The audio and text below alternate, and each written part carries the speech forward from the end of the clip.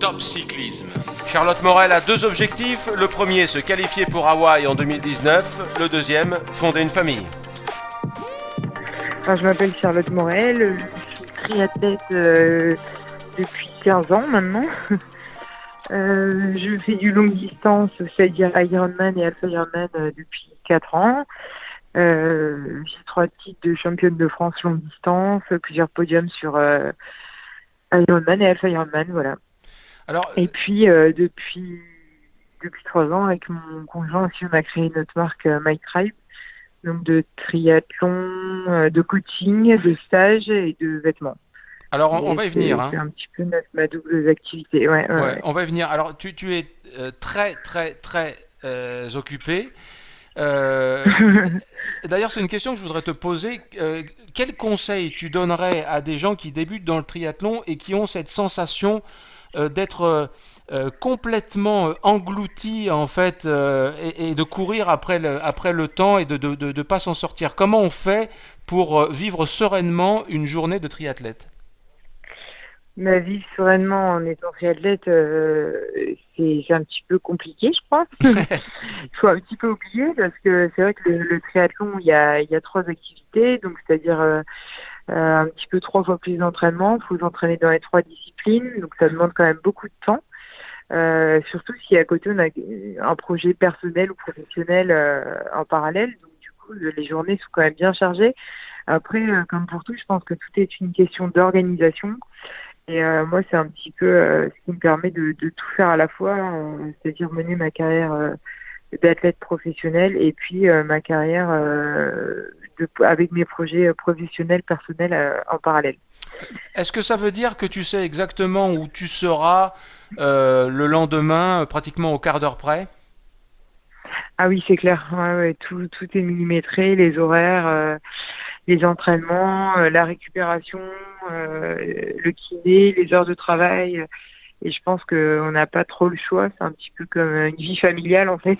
Mmh. Si on veut trouver du temps pour tout le monde ou pour toi, bah, il faut vraiment tout organiser. Donc, il faut avoir un agenda bien détaillé. C'est exactement ça, ouais. Alors, on parle beaucoup des méthodes d'entraînement, de la récupération, mais peu de gens parlent du sommeil. Toi, question Ouais. sommeil, de quoi tu as besoin et qu'est-ce que tu suggères à ceux qui sont dans cette discipline et qui se lancent? Ouais. Ben, je pense que ça, le sommeil, c'est quelque chose qui est très personnel. Il y en a qui ont besoin de beaucoup dormir pour se sentir bien et d'autres qui se sentent très bien en dormant peu. C'est vrai. Voilà, il y en a qui se suffit de dormir 6 heures et de faire des petites siestes. Enfin, moi, je sais que voilà, si je passe en dessous des 8 heures de sommeil avec l'entraînement que j'ai de 25 à 35 heures en moyenne, en dessous de 8 heures, je sais que je récupère pas suffisamment bien et que je me sens vraiment fatiguée, quoi. Donc en général, je fais des nuits entre 8 et 9 heures. Bon, ça m'arrive de faire des nuits plus courtes malheureusement, mais dans ce cas, j'essaie toujours de caler une petite sieste pour récupérer un petit peu de sommeil, quoi. Alors tu disais en te présentant que ça fait déjà 15 saisons que tu es sur le circuit international, donc c'est énorme en termes d'effort hein, pour ton corps. Mais comment tu fais pour avoir toujours envie, notamment de t'entraîner? Ben alors moi ça fait voilà, c'est plus de 15 ans maintenant que je suis sur du triathlon. Après mes 10 premières années, c'était vraiment sur du court distance avec un projet olympique où j'ai eu plusieurs podiums sur championnat de France, jeunes, espoir, élite, sur des coupes d'Europe, coupes du monde, court distance olympique en fait. Et voilà, j'avais un projet fort olympique, après qui correspondait pas forcément à mes qualités. Et ce qui me permet aussi de tenir sur la durée, c'est d'avoir eu un renouvellement d'objectifs, un nouveau projet sur le longue distance il y a 4 ans. Voilà, c'est un autre, même si ça reste du triathlon, moi je trouve que c'est un sport complètement différent, le court du long. Et c'est ce qui m'a permis de continuer à avoir envie, continuer à viser de nouvelles choses, de nouveaux objectifs, quoi. Après, jusqu'à présent, je partageais ça avec ma moitié Fred Bellouvre, et puis qui est maintenant devenu mon coach depuis ces 4 dernières années. Donc c'est aussi un changement, un petit peu une nouvelle chose, une nouvelle découverte entre nous, qui a fait que voilà, je garde la motivation. Après, moi, mon projet, j'ai un projet fort qui est d'aller à Hawaï en pro. Mmh.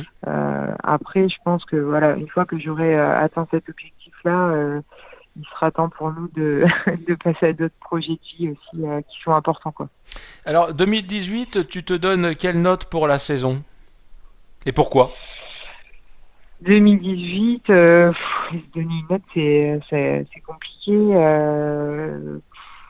C'était assez mitigé en fait parce que j'ai eu un début de saison difficile parce que apprivoiser le circuit Ironman, c'est pas une chose facile. L'Ironman c'est très dur et puis en fait c'est de plus en plus rapide. Et puis je pense qu'il faut un petit peu d'expérience pour arriver à passer une course pleine. Et donc moi, mon début de saison en Afrique du Sud sur l'Ironman a été compliqué. Après, j'ai eu un bon milieu de saison avec un Ironman de Nice correct et un bel Ironman à Embrun par contre. Et puis après, je me suis blessée. Enfin, j'ai été un petit peu blessée toute la saison. Enfin, cette blessure a été progressive et de plus en plus forte. Mais voilà, c'est ce qui m'a un petit peu handicapée sur la fin de saison. Donc je suis assez mitigée sur ma saison 2018 malgré tout, quoi. Alors, est-ce que tu t'es bien rétabli de cette blessure? Ouais, alors je me suis vraiment bien rétablie. J'ai plus du tout de douleur, mais ça a pris du temps, hein, 3 mois complets d'arrêt. Qu'est-ce que tu avais exactement? Donc j'avais en fait j'avais plusieurs problèmes, mais tout localisé au même endroit. J'avais une douleur sciatique qui descendait le long de la jambe parce que mon nerf piriforme était pincé. Mais j'avais aussi un début d'arrachement osseux au niveau du tendon sur l'ischio. Donc, et j'ai un petit début d'hernie discale, mais bon, ça qui peut être entre guillemets normal avec par rapport à l'usure sportive de ma pratique, quoi. Mais voilà, c'était un tout qui faisait que j'avais une douleur quand même assez intense et assez compliquée à traiter, quoi. Alors maintenant, Charlotte, parlons de la saison 2019. Donc tu as un grand objectif, c'est te qualifier pour Hawaï en pro. Et quelles seront les étapes pour y arriver? Alors en fait, le système de qualification a changé cette année. L'ancien KPR Kona Pro Ranking est devenu un système de qualification par slot, c'est-à-dire le même système que pour les age groups, ce qui fait qu'il y aura quasiment 1 à 2 slots par course, donc c'est-à-dire qu'il faudra faire 1 ou 2. Donc c'est voilà, faut pas se louper, c'est un petit peu donc le système va être différent. Avant, fallait beaucoup courir, marquer beaucoup de points. Maintenant, faut courir peu mais bien et pas se louper. Du coup, moi personnellement, je vais pas beaucoup courir. Je vais aller sur des courses qui me correspondent avec des profils assez exigeants en vélo, avec du dénivelé parce que c'est là où j'arrive à m'exprimer le mieux. Donc je serai au 70.3 de Majorque et au 70.3 de Barcelone pour tenter une qualification au championnat du monde 73 qui sera à Nice en France cette année. Donc voilà, c'est aussi l'un de mes objectifs cette année. Et je serai au départ de l'Ironman de Nice pour tenter le slot pour Hawaï. Ok, alors si ça passe, c'est super, et si ça passe pas Si ça passe pas, il y aura peut-être une deuxième option en juillet avec les dernières Ironman de qualification, mais qui sont beaucoup plus plats. Et je me voyais pas courir avant comme je l'avais fait l'année passée en Afrique du Sud, par exemple, parce que courir mi-avril un Ironman, alors qu'on a passé l'hiver au froid, c'est quand même vraiment compliqué, quoi. Surtout que voilà, le niveau est élevé, il suffit pas juste de faire un beau Ironman, il faut gagner un Ironman. Donc faut pas souper, quoi. Nice, c'est à domicile, je connais bien le parcours. C'est un profil vraiment qui me correspond bien. L'an dernier, j'avais foiré mon marathon, clairement, quoi. Donc je me dis que cette année, en faisant une course pleine, en tout cas, il faudra pas que je me loupe. Il faut un peu de chance aussi, ça c'est clair. Et peut-être que Du coup, ça passera. On verra. Alors Charlotte, ce qui est intéressant avec toi, c'est que quand on a 15 ans de recul sur un sport, on a une vision complète. Qu'est-ce qui a changé dans le triathlon sur cette période? Alors c'est devenu de plus en plus populaire puisqu'on assiste à une multiplication des épreuves et à un nombre croissant de participants, mais toi, comment de l'intérieur tu perçois les choses? C'est clair. Avant, c'était la mode un petit peu du marathon. Ensuite, c'était la mode du trail. Et maintenant, je trouve qu'au niveau du grand public, ça devient la mode du triathlon. Avant, je pense que c'était un sport qui faisait peur, qui effrayait, parce que voilà, on avait peur, on trouvait ça dur. On avait un peu l'image d'Hawaï avec les gens qui arrivaient en rampant. Enfin, Ouais. un peu, on nous prenait un petit peu pour des extraterrestres. Maintenant, de faire un Ironman, on a l'impression que tout le monde dans la rue dit ah bah moi j'ai déjà fait un Ironman.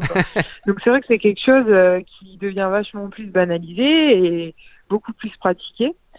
Donc c'est tant mieux pour notre sport. Je pense qu'au niveau médiatique, au niveau des marques, au niveau voilà, pour nous c'est beaucoup mieux pour le sport aussi. Puis je pense que c'est vraiment un sport complet, donc que j'encourage à pratiquer parce que voilà, il y a le vélo, la natation, la course à pied, c'est vraiment un sport complet pour muscler tout son corps, donc c'est top. Mais oui, c'est clair qu'on ressent nous en tant que, enfin moi en tant qu'athlète. Entre maintenant et il y a 15 ans, on voit vraiment que le triathlon a évolué, et ça c'est clair, ouais. Alors toi, avec ton compagnon Fred Bellobre, vous avez donc une structure qui propose des stages d'entraînement qui s'appelle My Tribe sur la Côte d'Azur à Saint-Raphaël. Euh, Quel est le premier conseil que tu donnes à ceux qui arrivent et qui ont tendance peut-être à faire tous la même erreur? Qu'est-ce que tu leur dis alors quand tu les coaches? Déjà chacun est différent, donc donner un conseil hyper généraliste c'est compliqué. Hmm. Après voilà, nous personnellement on entraîne vraiment tout type d'athlète, tout type de niveau, que ce soit du débutant à l'athlète confirmé, de celui qui a jamais fait un triathlon à celui voulant se qualifier pour Hawaï en age group. Donc c'est vrai qu'on s'adapte vraiment justement et on donne des conseils vraiment personnalisés en fonction du type de pratique et en fonction des pratiquants, quoi. Après, pour commencer, je dirais que rien n'est impossible et que même quelqu'un qui dit qu'il ne se sent pas capable de nager parce que c'est souvent la discipline qui fait la plus peur, et ben voilà, il faut se lancer et puis nous, on saura l'accompagner et le conseiller pour qu'il prenne plaisir et qu'il atteigne ses objectifs. Alors, toi, tu es une athlète connue et reconnue sur la scène française.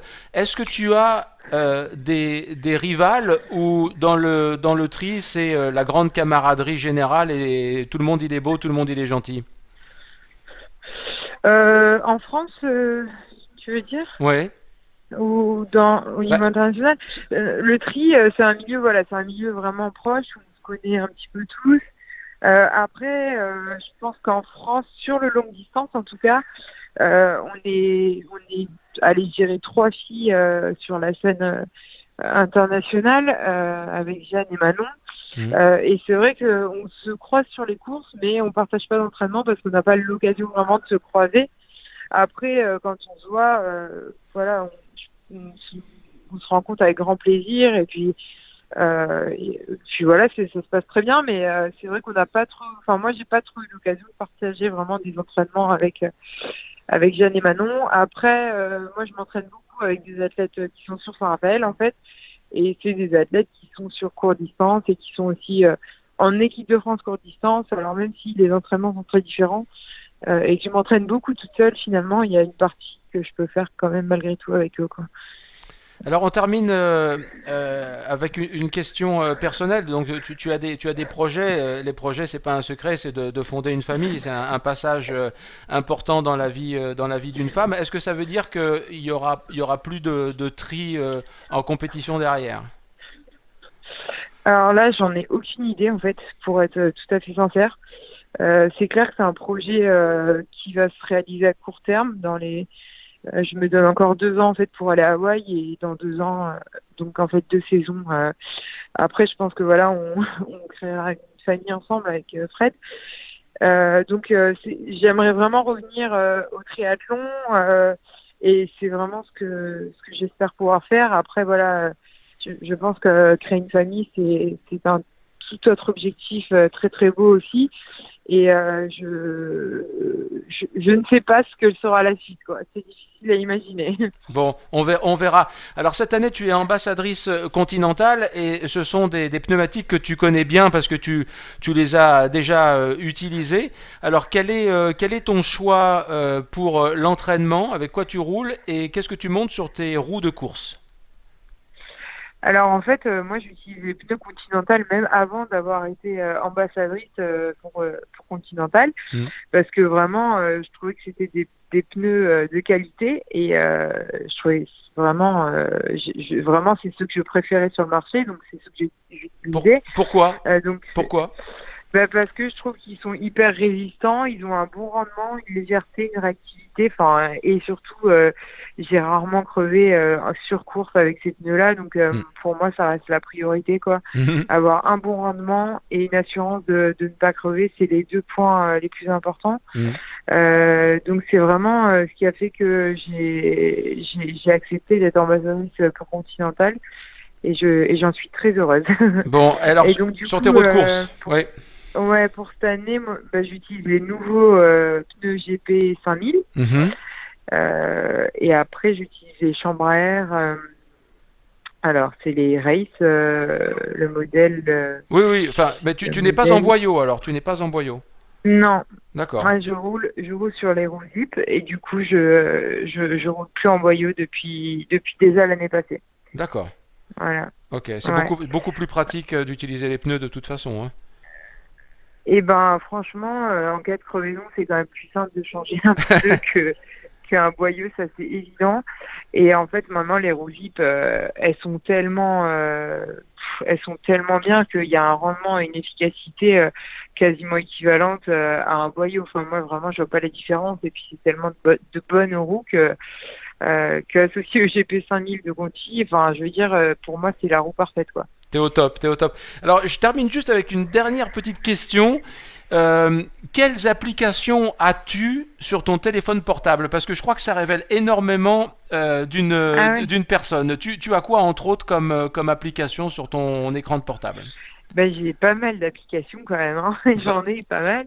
Mais bon, les principales que j'utilise, en fait, en tout cas, ça reste mes réseaux sociaux, Instagram, Facebook, LinkedIn.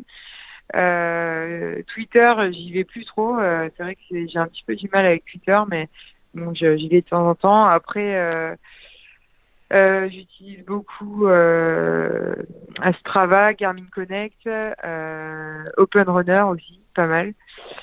Et après, en ce moment, j'ai aussi des applis comme Vinted, mariage.net, des trucs comme ça, complètement différents. Et musique, non? Il y a pas une app de musique? Non, j'ai ma playlist en fait sur mon iPhone. D'accord. Avec mes petites musiques que j'aime bien m'écouter à l'entraînement et que je me mets en boucle sur le vélo ou en course à pied. Ah, je peux pas ne pas te demander quelle musique tu écoutes. Non, tu ne peux pas. Non, je rigole. J'écoute un peu tout, mais c'est vrai que quand je m'entraîne, j'aime bien écouter de l'électro ou de la musique un peu rythmée.